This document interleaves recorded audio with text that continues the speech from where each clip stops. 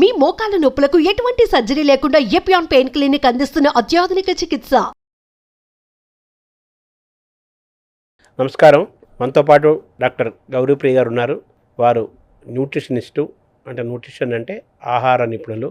ఎటువంటి ఆహారం తీసుకోవాలి, ఏ సమయాల్లో ఏ ఆహారం తీసుకోవాలి, ఏ ఆహారం తీసుకోకూడదు, ఏ వయసు వారు, ఎటువంటి ఆహార నియమాలు పాటించాలి, మనిషి ఆరోగ్యంలో అనారోగ్యంలో ఆహారం పాత్ర ఏంటి, ఇవన్నీ కూడా డాక్టర్ గారి ద్వారా తెలుసుకునే ప్రయత్నం చేద్దాం. నమస్కారం డాక్టర్. నమస్కారం అండి. నిన్న మొన్న ఒక పాయింట్ బాగా వైరల్ అవుతుంది.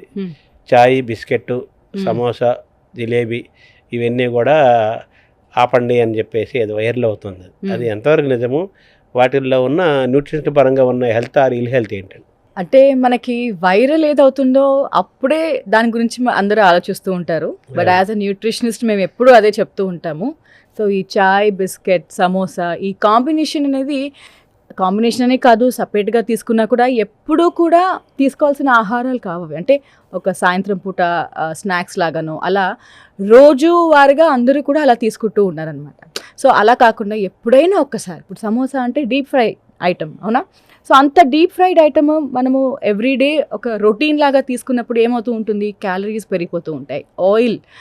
ఆయిల్ నుంచి కూడా మనకి ఫ్యాట్స్ మాత్రమే కాదు, ఆ ఫ్యాట్స్ నుంచి అంటే 3 రెట్లు ఎక్కువగా మనకి క్యాలరీస్ వస్తాయి. అది మాత్రమే కాదు, ఇప్పుడు ఫ్రెష్గా చేసుకుంటున్నారా, ఇంట్లోంచి తెస్తున్నారా, అది కూడా కాదు కదా. సో అందుకనే లాట్ ఆఫ్ థింగ్స్ ఉన్నాయి. అందరూ కూడా ఇప్పుడు మెయిన్గా ఏం చూస్తున్నారు, గట్ హెల్త్ గురించి చాలామంది ఆలోచిస్తున్నారు. ఎందుకంటే పాడైపోతుంది కాబట్టి, బ్యాక్టీరియా. సో బయట నుంచి చేస్తున్నారు కాబట్టి అన్హైజీనిక్గా ఉండడం కానీ, నూనె మళ్ళీ వాడడం కానీ, దానివల్ల ట్రాన్స్ ఫ్యాట్స్ రావడం కానీ, ఇవన్నీ కూడా అయ్యి మన సిస్టమ్ అంటే మన గట్ ఏదైతే ఉంటుందో మనకి డైజెషన్ సరిగా అవ్వకపోవడము. అండ్ టీ కూడా ఎలా అంటే సపరేట్గా టీ ఒక సింపుల్ నార్మల్ ఫైబర్ రిచ్ బిస్కెట్తో లేకపోతే కాకర అంటూ ఉంటాం కదా, వాటితో తీసుకుంటే ఓకే హెల్దీ అని అనుకోవచ్చు. పరగడుపున టీ తాగడం కన్నా అలాంటివి ఏదైనా తీసుకుంటే పర్వాలేదు. కానీ ఇప్పుడు ఇలా డీప్ ఫ్రైడ్ వాటితో కానీ, బిస్కెట్ అంటే బాగా ఎక్కువ మైదాతో చేసింది, మైదా ఏదైనా సరే మైదా బటర్తో కలిసి చేసినవే బిస్కెట్స్ అన్నీ కూడా. సో అందుకని అవి ఎక్కువగా తీసుకోవడం వల్ల కూడా మనకి ఇండైజెషన్ ప్రాబ్లమ్స్ కానీ, అసిడిటీ ప్రాబ్లమ్స్ కానీ ఇలాంటివన్నీ ఎక్కువైపోతూ ఉన్నాయన్నమాట. అందుకని ఈ కాంబినేషన్ ఎప్పుడూ కూడా మనం తీసుకోకుండా ఉంటేనే చాలా మంచిది. సో ఎప్పుడు అందరూ గట్ హెల్త్ బాగుండాలన్నా, న్యూట్రియంట్స్ మనకి బాగా అబ్జర్బ్ అవ్వాలంటే కూడా మనకి గట్ హెల్త్ చాలా అవసరమే. సో అందుకని ఈ బిస్కెట్లు, ఈ సమోసాలు రెగ్యులర్గా కాకుండా హెల్దీ ఐటమ్స్తో పాటు ఈవినింగ్ స్నాక్స్ లాగా తీసుకుంటూ ఇవన్నీ కూడా ఎప్పుడో ఒకసారి అలా తీసుకున్నారు అంటే బెటర్గా ఉంటుంది అనమాట. అంటే సమోసా, టీ, బిస్కెట్, జిలేబీని కూడా కలిపారు అందులో. ఇవన్నీ చాలా ఈజీగా అవైలబుల్గా ఉండే ఫుడ్స్ మనకి, అవునా? ప్రతి ఒక కాలనీ మారినా కూడా మనకి బాగా దొరికేవేంటి ఇవే, ప్రతి బేకరీలో ఉంటాయి మనకి. సో అక్కడ సమోసాను ఉంటాయి, జిలేబీను ఉంటాయి, బిస్కెట్ కూడా ఉంటాయి. ఇలా మనకి బాగా దొరకడం వల్ల కూడా మనం ఎక్కువగా కొని ఇంటికి తెచ్చి లేకపోతే ఇలా ఆఫీస్లో కానీ తీసుకొచ్చి తినడం అనేది అలవాటైపోతూ ఉంటుంది. అందుకని ఎప్పటికైనా సరే క్యాలరీ ఎక్కువ ఉన్నవి, బాగా నూనెలో వేయించినవి, అది కూడా రిపీటెడ్గా బాగా వేయించినవి మన హెల్త్కి మంచిది కాదు.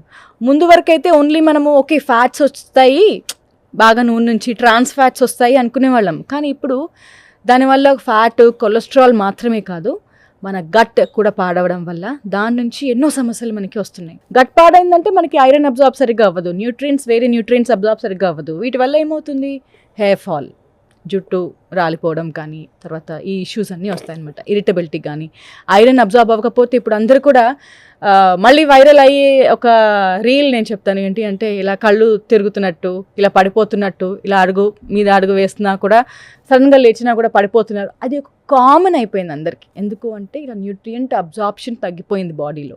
ఎందుకంటే గట్ హెల్త్ సరిగ్గా లేకపోవడం వల్ల. గట్ బాగుంటే మనకి న్యూట్రియంట్స్ అబ్జార్ప్షన్స్ అవుతాయి, ఇలాంటివన్నీ కూడా రాకుండా ఉంటాయి. అందుకనే ఈ జిలేబీ, సమోసా మనకి బాగా ఎక్కడ ఏవి దొరుకుతున్నాయో అవి మనం తగ్గించేసుకున్నాము అంటే బస్ చాలు. అందరూ ఏం తింటున్నారో అలాగే మనం తినాలి అని ఏం లేదు అక్కడ. సో మన గట్కి మనకి ఏది మంచిది అని మనకు తెలుస్తుంది. సో అప్పుడు మనం అలాంటివి తినకుండా హెల్దీ ఫుడ్స్ మనం చూస్ చేసుకున్నాము అంటే పక్కన వాళ్ళు కూడా మనల్ని చూసి ఫాలో అవుతారు. టీ అనేది కూడా మనిషి జీవితంలో ఎక్కువ మంది జీవితంలో భాగం అయిపోయింది. 100 రకాల టీలు వచ్చేసాయి. ఏది బెస్ట్ టీ అంటారు యాక్చువల్గా? ఎప్పుడు కూడా మనకి టీ అనేది ఓకే యాంటీ ఆక్సిడెంట్స్ ఉంటాయి, కొంచెం కెఫీన్ కాఫీ కన్నా తక్కువే ఉంటుంది, పర్వాలేదు తీసుకోవచ్చు అని చెప్తూ ఉంటాం. ఇప్పుడు కొంతమందికి టీ పడకపోవచ్చు.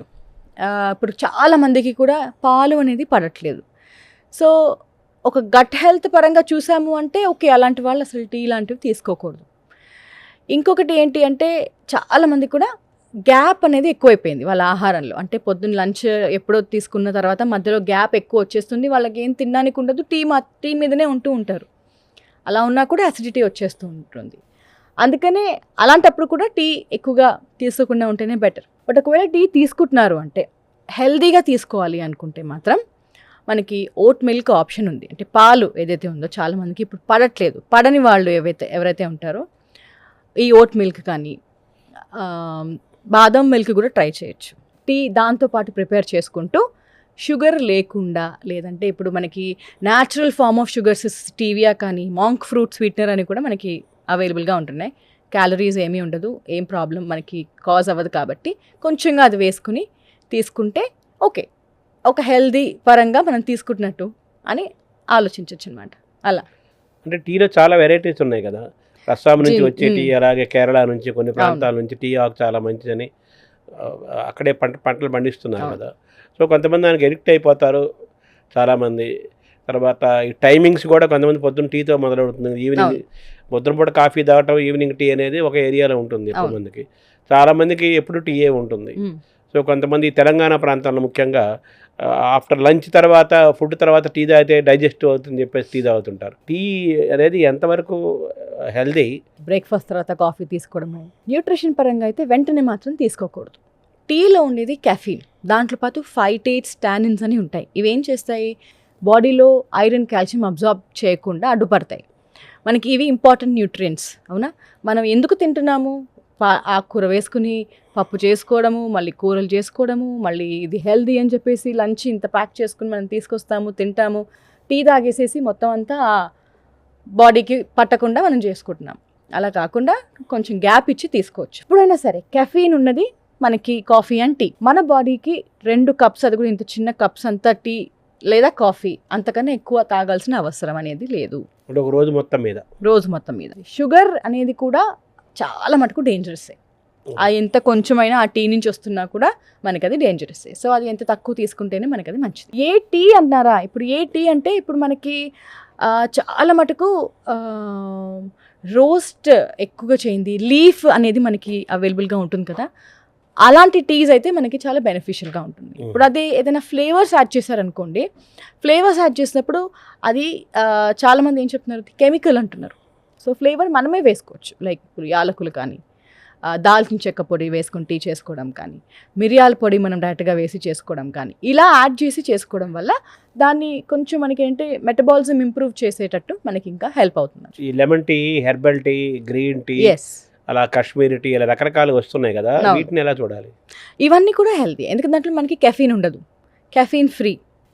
అండ్ ఇవన్నీ కూడా మనకి మెటబాలిజం పెంచుతాయి. యాంటీ ఆక్సిడెంట్స్ ఎక్కువగా ఉంటాయి, చాలా ఎక్కువగా ఉంటాయి. కావా అని అంటారు కాశ్మీరీ టీలో, దాంట్లో సాఫ్రన్, కుంకుమ పువ్వు వేస్ట్ చేస్తారు. సో ఎంత మంచిది అది. మనకి రెగ్యులర్గా మనం తీసుకుంటామా లేదు, ఎప్పుడో ఒకసారి ఏదో బిర్యానీ చేసినప్పుడు ఏదో గుర్తున్నప్పుడు చాలామంది అది వాడుతూ ఉంటారు. లేదు అంటే ఇలా టీ లాగా మనం కావాలాగా మనం చేసి తాగామంటే దాంట్లో బాదం కూడా ఉంటుంది, సో సాఫ్రన్ కూడా ఉంటుంది, చాలా మంచిది.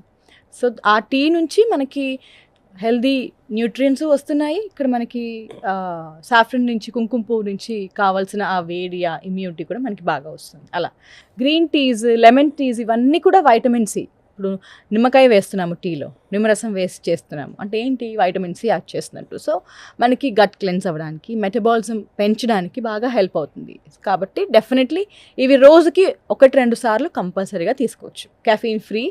అండ్ చాలామందికి ఒకవేళ పడకపోతే పరగడుపున కాకుండా దాంతోపాటు ఏదైనా సీడ్స్ తీసుకోవడం కానీ, నట్స్ లాంటివి అలా తీసుకున్నా ప్రాబ్లం లేదు, ఎందుకంటే కెఫీన్ లేదు కాబట్టి అలా కూడా మనం కంబైన్ చేసి తీసుకోవచ్చు అనమాట.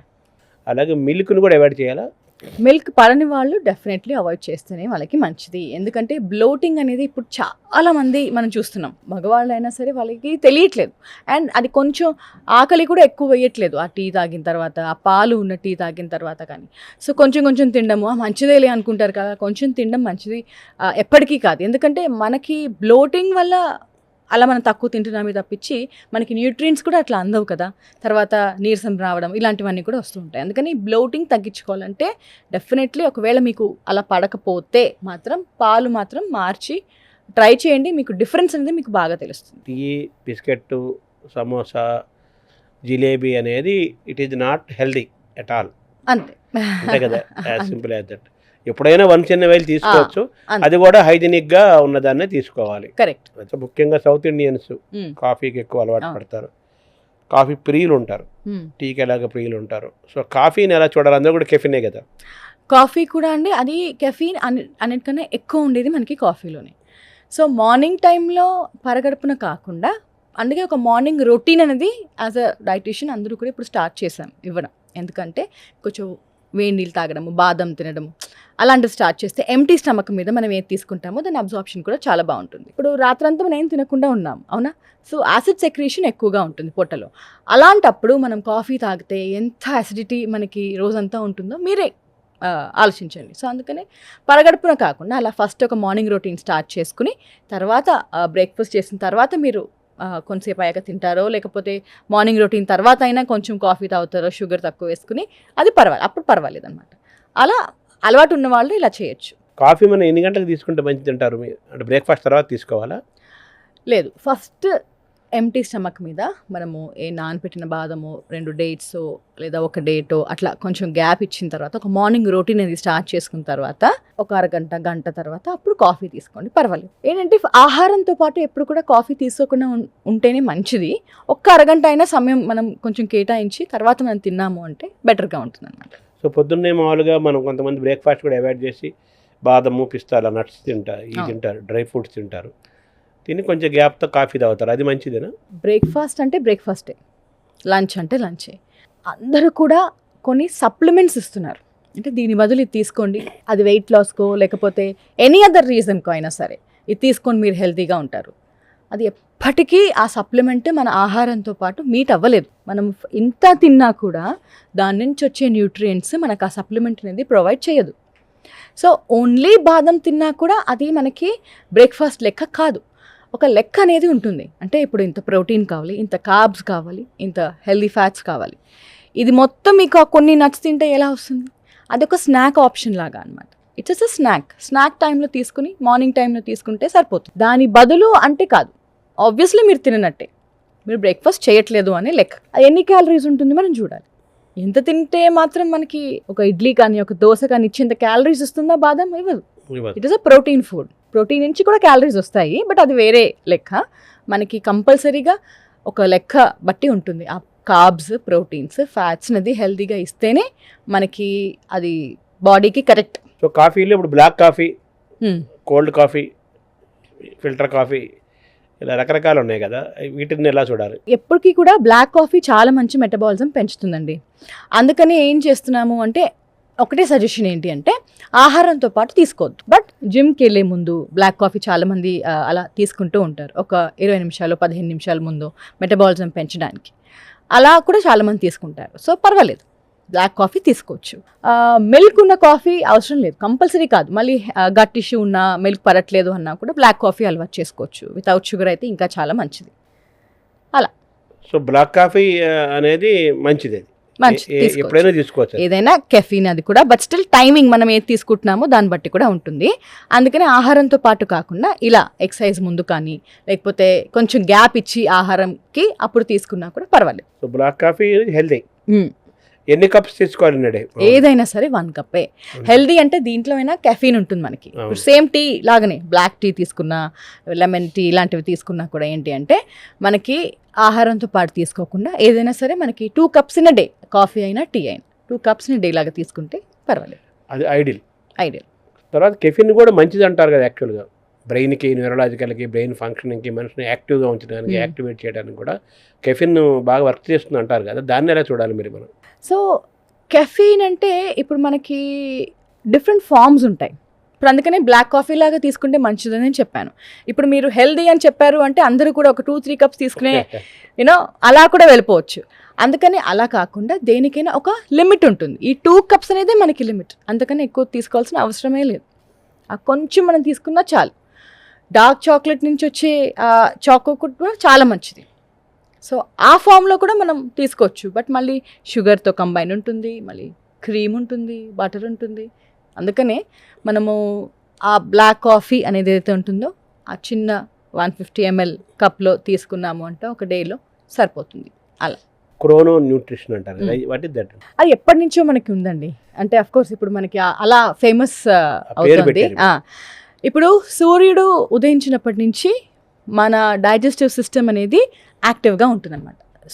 అంటే సన్ రైజ్ నుంచి మనకి డైజెషన్ ఏదైతే ఉంటుందో పర్ఫెక్ట్గా ఉంటుందన్నమాట.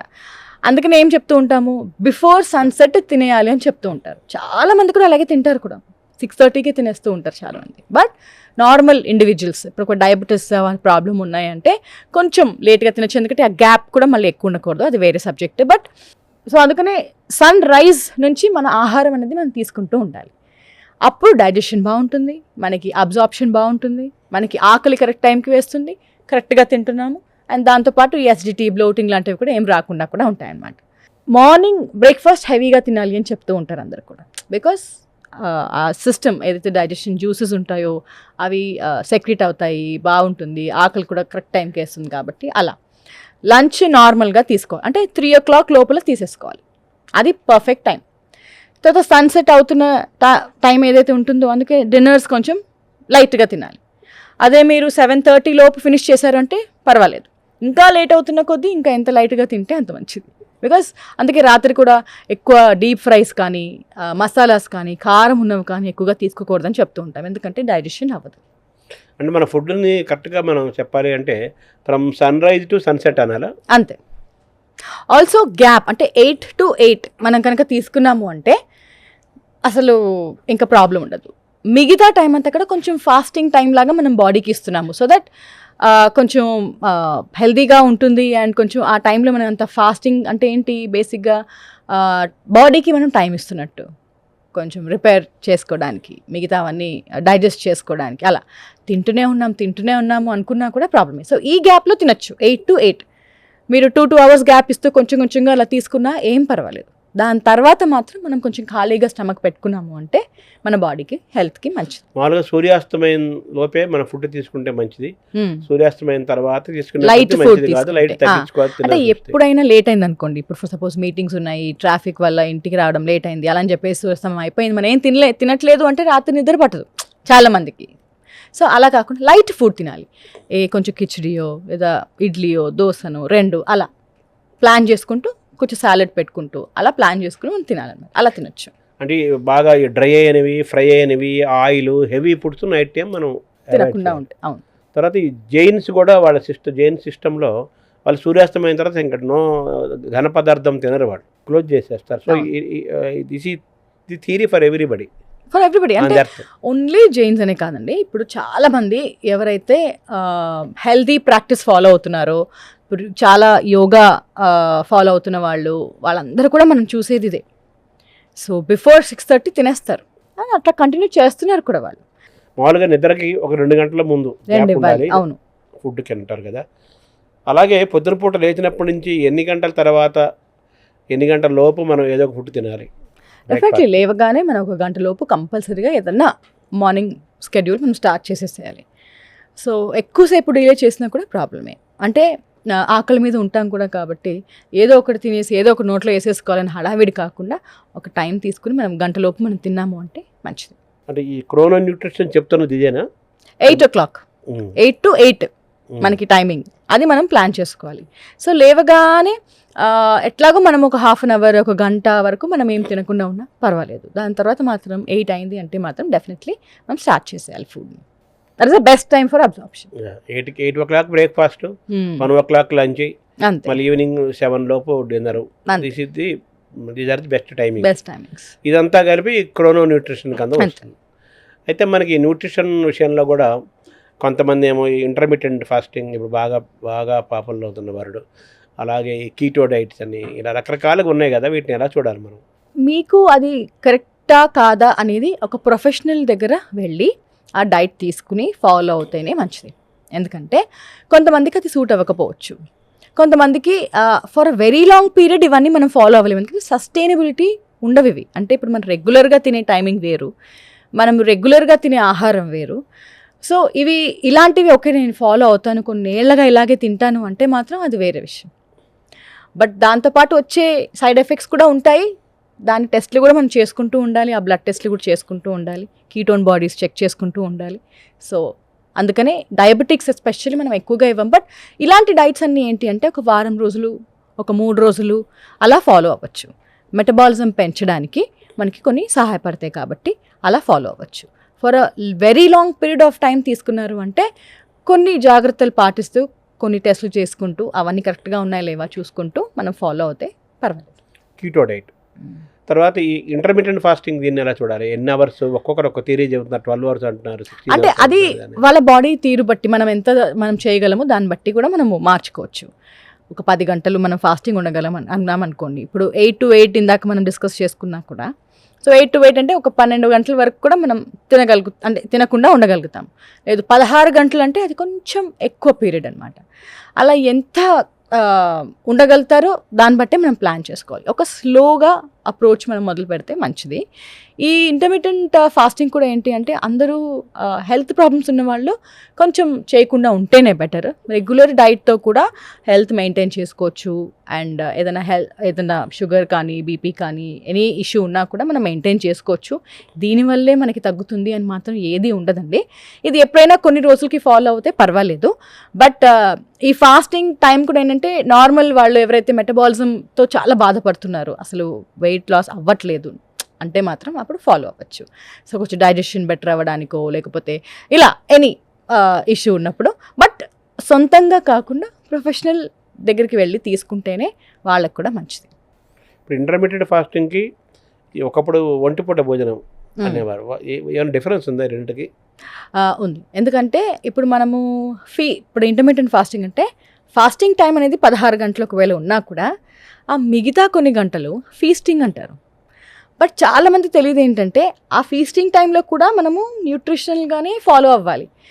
ఏది పడితే తినేయడం అని కాదు. ఆ పేరు ఫీస్టింగ్ అని ఇచ్చారు తప్పించి మనం కంపల్సరీగా బ్యాలెన్స్డ్గానే తినాలన్నమాట. సో ఇన్ని గంటలు తినకపోతే మనకి కావాల్సిన న్యూట్రియంట్స్ మనకి ఆ కొన్ని గంటల్లో మనం మీట్ అవ్వాలి కాబట్టి కంపల్సరీగా హెల్తీగా తీసుకుంటేనే మనం అది బ్యాలెన్స్ చేయగలుగుతాం అనమాట. సో ఇప్పుడు ఒకవేళ కొన్ని గంటలు తినట్లేదు అనుకోండి, అది ఒకవేళ మీకు సూట్ అయింది అంటే మీరు కంటిన్యూ చేస్తారు. బట్ చాలా మటుకు ఎస్జిటి అలాంటివి డెవలప్ అయినా కూడా, లేకపోతే సరిగ్గా తినకపోవడం వల్ల ఆ టైంలో ఏదైతే మిస్ అవుతుందో న్యూట్రిషన్ అది కరెక్ట్గా బ్యాలెన్స్ చేయకపోతే ప్రాబ్లమ్స్ వస్తాయి. ఫీస్టింగ్ అంటే ఒక రకమైన విందు అంతే కదా. సో ఫుడ్ తింటాం, మంచి ఫుడ్ తింటాం. ఇప్పుడు ఒకటే టైంలో తినాలన్నా కూడా మనకు కావాల్సిన న్యూట్రియంట్స్ అన్నీ కూడా ఒక్క మీల్లో మనం తీసుకోలేము. సో ఒక మీల్ కాదు ఇది. సో ఎవ్రీ 3 hours మనం తీసుకుంటూ ఉండాలి. అప్పుడే ఆ బ్యాలెన్స్ అనేది మనం చేయగలుగుతాం అనమాట. అండ్ బాడీ కూడా డైజెస్ట్ చేయలేదు కదా. ఇప్పుడు ఒక 1600 kcal మనం ఇవ్వాలనుకోండి, ఆ 1600 నుంచి ఒక 50 to 60 grams మనము ప్రోటీన్స్ నుంచే ఇవ్వాలి. అంత ప్రోటీన్ ఒకటే టైంలో మనం తినగలుగుతామా? బేసిక్గా లేదు. అలా క్యాల్కులేట్ చేసుకుంటూ పోయామంటే డెఫినెట్లీ ఆ ఒక్క మీల్ నుంచి మనకి అన్నీ రావు. 3 meals డివైడ్ చేసుకోవాలి. ఎప్పుడు కూడా డివైడ్ చేస్తే మనకి అన్నీ ఈజీగా మనకి బాడీ కూడా డైజెస్ట్ చేస్తుంది, ప్లస్ మనకి అన్నీ అందుతాయి కూడా కరెక్ట్గా. అంటే బాడీలో ఎనర్జీ లెవెల్స్ ఉండాలి, డెఫినెట్గా ప్రోటీన్స్, కార్బోహైడ్రేట్స్, మినరల్స్, వైటమిన్స్ అన్నీ కూడా పరిపూర్ణంగా సమపాళల్లో ఉండాలి. అది ఇంపార్టెంట్. బాడీ లెవెల్స్ని, ఎనర్జీ లెవెల్స్ని మెయింటైన్ చేయడం చాలా ఇంపార్టెంట్. హార్మోన్ బ్యాలెన్స్ చేసుకుని ఇంపార్టెంట్. అలాగే ఏజ్ని బట్టి వాళ్ళ హెల్త్ ఇష్యూస్ని బట్టి కూడా మన ఫుడ్ ప్లానింగ్, మన టైమింగ్స్ కూడా దాని తగ్గట్టుగా మనం మలుచుకోవాలి. కానీ అందరికి ఒకటే సూత్రం కాదంటారు. అయితే ఉపవాసం అంటారు కదా, డైట్, ఉపవాసం, వీటిని ఎలా చూడాలి? ఉపవాసం కూడా మనకి మంచిదే, కాకపోతే అన్నిటికీ కూడా అదే ఒక్కొక్కళ్ళకి ఒక్కొక్కలా ఉంటుందండి. ఇప్పుడు ఇది జనరల్గా మనం డిస్కస్ చేస్తున్నాము. మనం బాడీ ఎప్పుడైతే మనము ఇలా ఏమి ఇవ్వకుండా వాటర్, మళ్ళీ నీళ్లు తాగొచ్చు అని చెప్తుంటాం, చాలామంది నీళ్లు కూడా తాగకుండా ఉంటారు, బట్ అది తప్పు జనరల్గా. ఎందుకంటే హైడ్రేషన్ లెవెల్స్ అనేది చాలా అవసరం, లేదంటే కళ్ళు తిరగడం కానీ ఇలాంటివి మనం గమనిస్తూ ఉంటాం. అందుకనే సో నీళ్లు తాగుతూ, కొబ్బరి నీళ్ళు తాగుతూ, తర్వాత గ్రీన్ టీస్ లాంటివి తీసుకోవచ్చు. తర్వాత లాస్ట్లో ఒక మీల్ ఏదైనా తీసుకోవచ్చు. హెల్దీ జ్యూసెస్ కానీ, జ్యూస్ అంటే వెజిటబుల్ జ్యూసెస్ లాంటివి తీసుకోవచ్చు. అలా తీసుకున్నప్పుడు ఏంటంటే బాడీ డీటాక్స్ కూడా అవుతుంది. చాలామంది అంటే డీటాక్స్ లాంటివి ఏం లేవు అని అంటూ ఉంటారు, బట్ డెఫినెట్లీ చేంజెస్ అనేది మనం చూస్తాం, మనం గమనిస్తాం. స్కిన్ క్లియర్ అవ్వడం, మెటబాలిజం పెరిగి వెయిట్ లాస్ మళ్ళీ పుంజుకోవడము, చాలామందికి కూడా ఆగిపోతూ ఉంటుంది ఒక చోట వెయిట్ లాస్. అలాంటప్పుడు ఇలా డీటాక్స్ చేసుకోవడము, సింపుల్ ఫుడ్స్ ఇస్తూ ఫాస్టింగ్ లాంటివి చేసుకోవడము, అలా ప్లాన్ చేసుకుంటే కూడా మంచిదే. దేవుడికి ఉపవాసం చేస్తున్నప్పుడు కూడా మనకి ఒక పూట మనం తింటాం, అది లైట్గా ఏదైనా టిఫిన్ లాంటివి అలా తీసుకుంటూ ఉంటే పర్వాలేదు. నెక్స్ట్ డే కూడా మనం కొంచెం అడ్జస్ట్ అవ్వాలి కాబట్టి మళ్ళీ హెవీగా తినేసేయడం కాకుండా లైట్గా అలా తీసుకుంటేనే బెటర్గా ఉంటుంది ఉపవాసం చేసినప్పుడు. మామూలుగా వారంలో ఒకరోజు పూర్తిగా ఏం తినకుండా ఉపవాసంగా ఉంటే అది మొత్తం బాడీని మలినాలను తీసేస్తుంది, మంచి ఎనర్జీని ఇస్తుంది అని చెప్పి అంటుంటారు కదా, అది ఎంతవరకు కరెక్ట్? అది ఎవ్రీ వీక్ ఒకసారి చేయాల్సిన అవసరం లేదు, నెలకి ఒకసారి అలా చేసుకున్నా చాలు. మనకి రోజు అవసరం అండి. అంటే ఒకటే రోజు మొత్తం అలా చేసే బదులు ఇప్పుడు అందుకని 8 to 8 టైం ఇచ్చి మిగతా అంతా మనం ఫాస్టింగ్ ఎందుకు పెడుతున్నాము, బాడీ డీటాక్స్ అవ్వడానికి, క్లెన్స్ అప్ చేయడానికి అనమాట. అలాగే ఒకరోజు మీరు చేయాలి అనుకున్నప్పుడు నీళ్లు, కొబ్బరి నీళ్ళు లాంటివి ఎక్కువ తీసుకుంటూ, yellow orange colour juices, soups ఎక్కువగా తీసుకుంటూ, పళ్ళు ఎక్కువగా తీసుకుంటూ, అలా ఒక ప్రాపర్ డీటాక్స్ విధంగా ఫాలో అవుతే బాడీ క్లెన్స్ చేస్తుంది, డెఫినెట్గా హెల్త్ కూడా మంచిదే. వాట్ యు ఈట్ అంతే కదా, నువ్వు ఏం తింటున్నావు, నువ్వేం కనిపిస్తున్నావు, అది నీ ఫుడ్ అనే, అంతే కదా అని సారాంశం.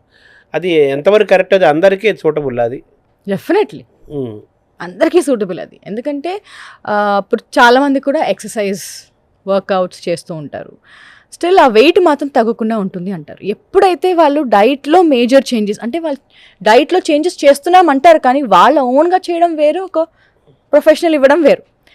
ఎప్పుడైతే డైట్ ఆ బ్యాలెన్స్ అనేది తీసుకొచ్చి వర్కౌట్ స్టార్ట్ చేస్తారో అప్పుడే వాళ్ళకి తగ్గుతారు, అప్పుడే ఆ చేంజెస్ అనేది వస్తాయి. సో అందుకనే 70% to 80% మనకి డైటే. You are what you eat definitely.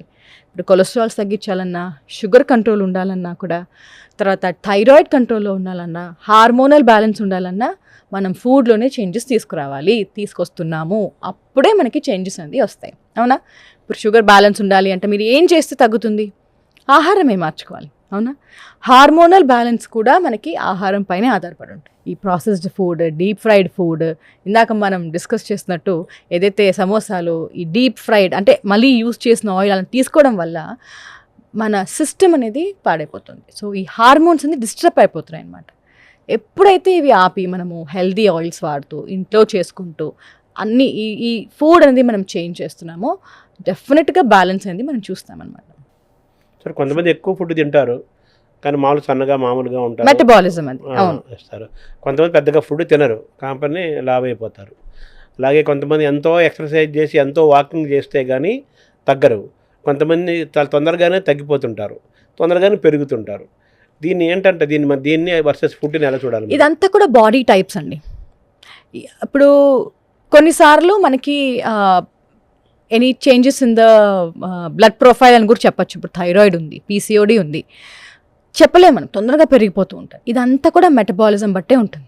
చాలామందికి ఎంత తిన్నా కూడా వాళ్ళు వెయిట్ తగ్గట్లేదు అంటారు, బట్ అక్కడ ఏదో బ్యాలెన్స్ మిస్ అవుతుందని అర్థం. మేబీ సమ్ ఫైబర్ సరిగ్గా తీసుకోవట్లేదు, ప్రోటీన్ కరెక్ట్గా మీట్ అవ్వట్లేదు, టైమింగ్ ఎక్కడ మిస్ అవుతుందేమో, లేకపోతే ఒకవేళ స్ట్రెస్ ఎక్కువ ఉన్నా దానివల్ల కూడా వెయిట్ పెరుగుతారు, హార్మోనల్. సో ఆ స్ట్రెస్ తగ్గించడానికి మనం వేరియస్ ఫార్మ్స్ చూడాలి. నిద్ర 4 గంటలు పోతారు, 4 గంటలు నిద్రపోతే బాడీకి టైం ఏది? సో ఆ నిద్ర కూడా చాలా ఇంపార్టెంట్, అవసరం బాడీకి. రీజనరేట్ చేసుకుంటుంది బాడీ. సో ఈ ఫ్యాక్టర్స్ కూడా లైఫ్ స్టైల్ ఫ్యాక్టర్స్, ఇవి కూడా చాలా అవసరం. సో అన్నీ చూడాలి. ఒక న్యూట్రిషనిస్ట్ ఏంటంటే ఒక లైఫ్ స్టైల్ ఫ్యాక్టర్స్ అన్నీ కూడా ప్లాన్ చేసి అప్పుడు ఒక డైట్ ఫాలో అవ్వడానికి మనం చూసాము అంటే definitely you will see changes. ఏ ఆహారం తినాలి, ఏం తినకూడదు, ఎప్పుడు తినాలి, ఎలా తినాలి, ఎంత తినాలి, ఎవరెవరికి ఏంటి అనేది చెప్పడంతో పాటు స్లీపు, అలాగే వ్యాయామము, యోగా లాంటివి, ఫిజికల్ ఎక్సర్సైజు, స్లీపు, ఇవి కూడా ఇట్ పార్ట్ ఆఫ్ న్యూట్రిషన్ కిందే డెఫినెట్లీ మన బాడీని స్ట్రక్చర్ని తయారు చేయడంలో ఇన్నర్ అండ్ ఎక్స్టర్నల్ కింద చెప్పుకోవాలి కదా. అంతే, అవును. అక్కడ బ్యాలెన్స్ మనం కోల్పోతున్నాం కదా, యాక్చువల్గా బ్యాలెన్స్ మెయింటైన్ చేయట్లేదు కదా. అంతే, అవును. ఈవెన్ వాటర్ మీరు చూస్తారు, చాలామంది ఒక 1 లీటర్ వాటరే తీసుకుంటున్నాను నేను అంటారు, నాకు వెయిట్ లాస్ అవ్వట్లేదు అంటారు. ఎప్పుడైతే మనం సింపుల్గా ఈ వాటర్ కరెక్ట్ చేసినా కూడా వాళ్ళకి చేంజెస్ అనేది స్టార్ట్ అయిపోతాయి. సో అందుకనే ఇప్పుడు వెయిట్ లాస్ విషయానికి వచ్చినప్పుడు మనము ఇదొక్కటే అని చెప్పలేం, అన్నీ చూడాలి.